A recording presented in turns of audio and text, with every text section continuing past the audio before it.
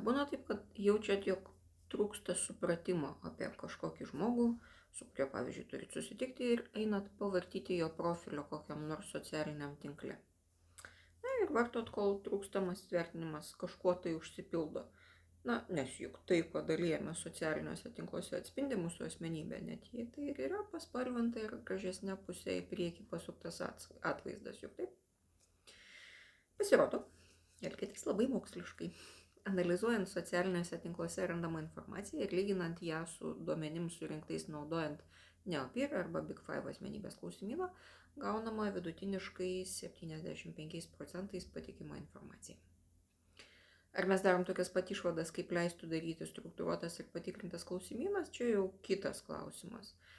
Tačiau tai labiau ne informacijos šaltinio, o vertintojo patirties ir žinių klausimas. O gal galvojat, kad nieko nekeliat į socialinius tinklus arba iš viso neturit paskyros, todėl niekas apie jūs nieko nežino? Tiesa, tai nėra toks turtingas informacijos šaltinis, bet ir iš tokio fakto jau galima daryti išvadas apie asmenybę. Vis tik labai daug mūsų atsispindi socialiniuose tinkluose arba tame, kad mes ten nedalyvaujame.